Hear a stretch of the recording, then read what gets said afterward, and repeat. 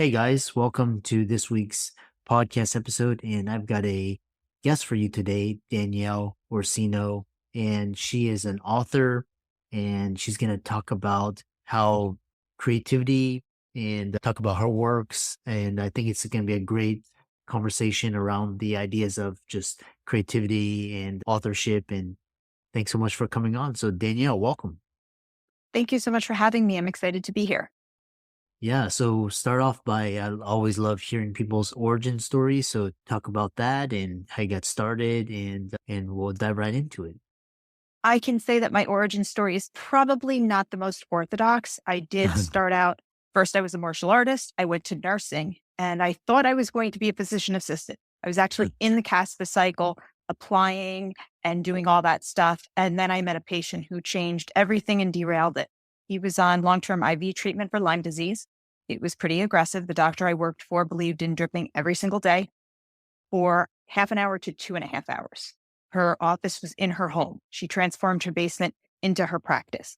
I was hired to work weekends and holidays. And so I was there all the times you didn't want to see me. That's when you saw me. So a patient started the same day I did. He was quite sick. And we got to know each other because our journeys were side by side. And so one day he just decided he didn't want to do it anymore. He'd had enough. He'd been there about a year and a half. And so the deal he struck with the doctor was that he would drive, because he was from Pennsylvania, 5 hours, drip for 2 hours, go home, and then come back on Friday, Saturday, Sunday, Monday, and drip. I knew this was going to last maybe a couple weeks. And within about a month, he was like, I don't want to do this anymore. I'm done. So he was like, you need to keep me entertained. And so I said, tell me something interesting about yourself. And somehow in the time I had known him, I knew that he was a Baltimore Ravens fan. So as a Giants fan, that just struck me. But it came out that he had been recruited by the CIA directly out of college. I don't know how that didn't come up. And so we went down the rabbit hole of conspiracy theories and, all the good stuff. And for some reason, out of my mouth came, do you know where Lyme disease came from? And he's, oh, Plum Island. Once again, conspiracy theories. And for some reason, I said, no, the Fae. I had not been reading any Fae books. I was actually on a Anne Rice reread vampire kick. And I just began to tell him a story about the Fae. I don't know where it came from.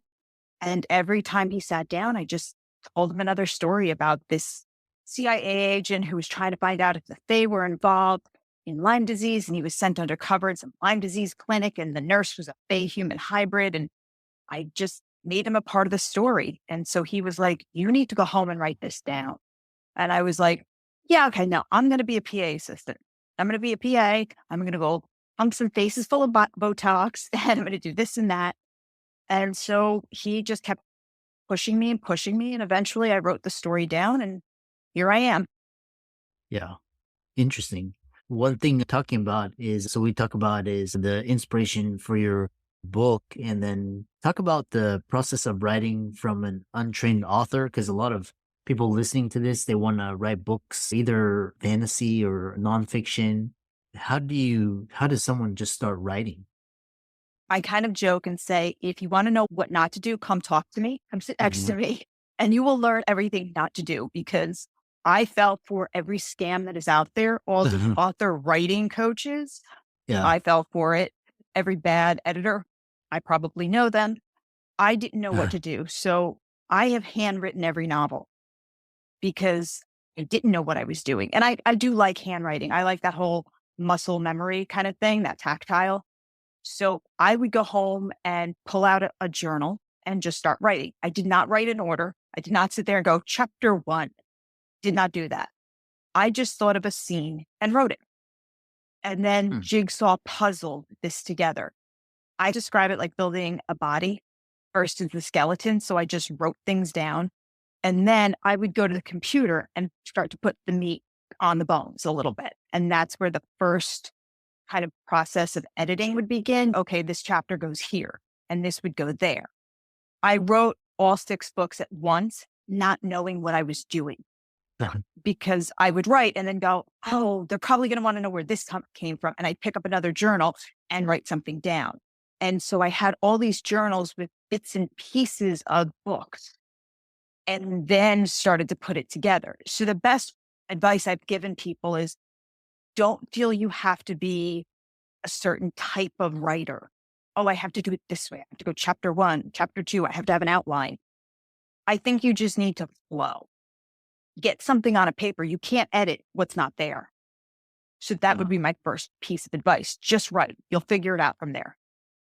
yeah, really. It sounds like because I knew of a lady. She was a sketch artist, and she would actually just sketch. She would just sit down and sketch, and she would sketch like faces. And what was interesting was there was nothing preconceived. She would do what she did as kind of themes or feelings, and what she sketched sometimes was like real life events, and which is it's really interesting, this kind of creative process. What role do you think like intuition, or just because I there was another author on the show, and she was talking about how she received kind of guidance.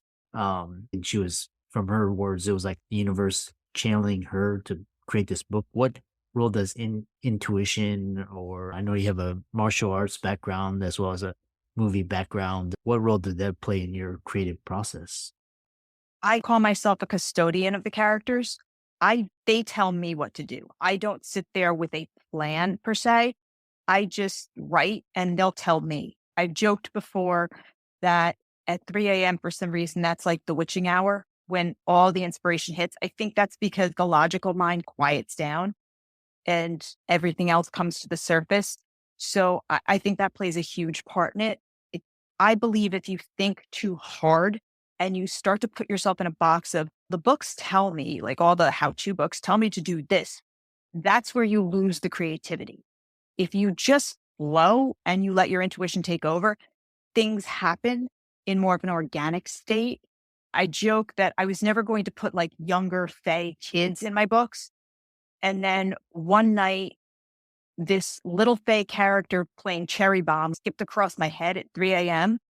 and was like, "Excuse me, you're going to get up now and write my story. My name's Indiga and I'm a pain in the neck. Get up." And all of a sudden, Indiga was born, and she reminds me of Eloise in the Plaza, only a Fae. And her nickname was Little Big Mouth. And all of a sudden, the Fae Scooby Gang was born. And I had E, and I had Indiga and Dora. And I was like, I did not plan on you guys, and you just blew what I was doing apart. And they took the story over.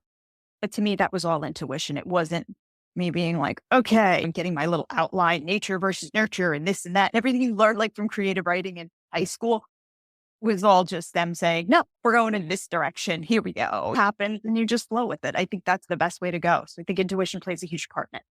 Yeah. When you say Fae, what do you mean? Not just for the audience, and well, what it sounds like it's like a character, but just so that people are not lost. The Fae are, to me, they're fairies, but my Fae, it's an acronym. So Uh-huh. it's the Fellowship Aegis of Earth, the Defenders of Earth. They were angels who are locked out of heaven. And so they must become something else. So they become what the humans will call fairies, but they're not little things with wings. We have one faction that are like that, will-o-wisps, but then there are dryads, there's mermaids, there's all different type, and they all come under the acronym of Fae. So there's light Fae and there's dark Fae, and they're brought into two different sects. And so from there, we have this whole world that's going on, and they go on to become the polytheistic gods and goddesses throughout time of human history. The Roman gods, the Egyptian gods, all of these things. That's what they are in my world. They and other people's universes are all different things. They're strict fairies or elves. In my world, they mean different things, but they're under the acronym of Fae. Interesting. What role does martial arts as well as costume play in your creative process, as well as creating connection with the readers and your fans? For me, martial arts was a huge factor because I love superhero movies. I'm a geek. What I hate is when you're watching a fight scene and all is a cape and a fist. And you're just like, what happened? And then the bad guys are just all over on the floor. And you're like, I have no idea, but something just happened. And you're like, I want to be a part of it. So when I do fight scenes, I do not do big sweeping battles. I don't ride horseback. So I'm not going to do it. I don't do archery. So I can't tell you that stuff. I try to write what I know. What I know is fighting. I was a forms competitor. I was points bar. I did continuous. So I can tell you what it's like to get punched in the face. I can tell you what it's like to kick somebody. So all my fight scenes usually do not have more than 4 people because I've done group sparring. That was something for my black belt tests and things like that, where 4 people on you, figure it out. So all my fight scenes are done from experience, and I will take them. I will take my iPhone, set it up, and videotape the fight scene, and then figure out what point of view should I do it from. Is it from the attackers? Is it from the victims? What is it? And then figure out how to write it, so the reader feels immersed or can at least understand the body's there, the person's here. And I don't want them to feel lost. I want to figure out how can I explain. Because if I tell somebody or they're reading crossing elbow, they're like, what's a crossing elbow? Somebody with martial art experience gets it. But someone else might be like, okay, do you make a cross with your elbow? What are you doing? So I want to make sure everybody understands. And one of the biggest compliments I got was when I was doing the audiobooks, which are being recorded right now. One of the narrators, Stefan from Skyboat Media, said, I've recorded hundreds of audiobooks. He said, this was the clearest when it came to the fight scenes. And I thought, that's what I want to hear. Perfect. So that was a major factor for me. And martial arts helps guide that and hone it in to what I really want. Cosplay gave me the insight to what will these characters look like, feel like. I've dressed up like them. I figured out capes don't work when you're fighting. When you do the fight scene and you got a cape, you're like, nope, they're going to get it pulled. How long is the hair? Originally, the Power Brigade Angels, when they start out, they're the foot soldiers of the Archangels. They're not going to have long hair. It's going to get pulled in a fight. Fighting demons, you don't want to have a long ponytail. Demon's going to just yank it. So it was things like that. I had to really think about their armor and what would work. Knee pads, elbow pads. How would I figure that in? So cosplay does play a huge factor into making the characters feel as real as possible. Interesting. Next question I have for you is you've been candid about the underbelly of the publishing industry, and what are some of the most surprising or challenging aspects you've encountered as an author? What is the underbelly? The stuff you don't see. When everybody thinks, oh, you've gotten signed, that's great. There is no advance anymore. Those days are long over. Nobody gives you a check and goes, here's $10,000. Go write that bestseller. There is no, we're going to sign you for 3 books. None of that happens anymore. I have been offered by one of the big 3. I have gone indie. I'm now self because you just got to do it yourself at this point. I've learned I've learned a lot about royalty statement. I've learned so much about royalty statement. And I've learned about everybody being transparent, quote unquote. I have learned at the end of the day, no one cares about your work the way you do. It is your baby. It's your creativity. You need to walk that line between having a death grip on it and not taking any criticism, learning when to let certain things go, when to being like, best, okay, do whatever you want. You gotta find that balance. And the end of the day, I've said this before, the publishing house is paying their bills. You are paying their bills. They need you to keep the electric on. They're going to tell you otherwise, and you will fall for it. I find that there is nothing out there to protect authors and their work. There really isn't. They can do whatever they want. You can sit there and approve a manuscript and send it to them. At the end of the day, they are going to decide what is most commercial. So you'll get your book and be like, yeah, this is great. And then you open it up to chapter 5 and you're like, where's that paragraph I approved? It's gone. Because they've decided commercially, for whatever reason, this might offend this one, or we don't like that. And you're like, but that's not what I said. And okay, quality control isn't what it should be. I found X's in the middle of my book in a Word because of font issues. And it's just because it went to print. And they're like, it's fine. It's 1 word. Don't worry about it. We'll go back and fix it. I'm like, yeah, but the 200 books that went out have an X in the middle of the book. And they're like, I've been on the cover of my books in cosplay, which was not my decision. That was the publisher's. After 2.5 years of building me up as you're the cosplay cover girl, he decided to change it, put typeset. And I'm like, I spent so much money on making those costumes, which I had to pay for those photo shoots. Everybody's, oh, they paid for them. I'm like, no, I had to do it. And they're like, you had to do it? And I'm like, yeah. So now I've made all these costumes, like all this money in. You just told me.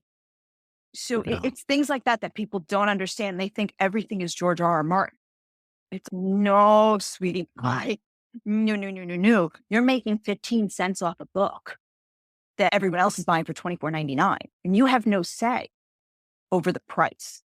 Or people proofread it and go, you have a mistake on page 32. I'm like, yeah, and I got no say. I don't know. So it's a lot of the people don't quite get. So I felt at the end, I just needed to take control. And I went to self-publishing. Yeah, interesting. It's almost the more I talk to creators these days, it's talking about owning and controlling your in basically your intellectual property. Coming from the it sounds like you a lot of coming from the like the gaming side. I don't know if you can speak about this intersection of AI and Web3, because Web3 is like allowing owners or creators to own and control their content and kind of kick out the middlemen. Are you able to talk about that? A little bit in the sense I've had offers from certain things and controlling. What I will say without getting too much is I've had a lot of questions brought up just in general about AI. So I can go a little more general in that sense. I do believe cutting out the middleman is good in some respects. But the reason why I'm going to preface this is that going back to the publishing thing is you have to do your own marketing. A lot of people once again think, oh, you've been signed. They must have a whole marketing machine. No, it's up to the authors. So if you're doing your own publishing or you're doing your own marketing, even though you're signed and you have to do all these things, why not cut the middleman out to a point? Because you have to do it anyway. So in that sense, I get it. From the AI standpoint, I've had a lot of people, especially with character design right now, a lot of the artists out there are like, you shouldn't use AI. You're getting rid of us. Mhm. And I've had authors say, but you want $1,000 per character. I can't use it in the book. I can't do anything commercial with it. I can't even use it in a promo, or I have to pay you licensing fees and you're going to take 8 months to do it. Okay. Or I can go to Prompt Hero, take 6 courses for $100, learn how it's not harvesting, data harvesting from outside, and I'm not stealing it. Do it myself and I can do whatever I want with it.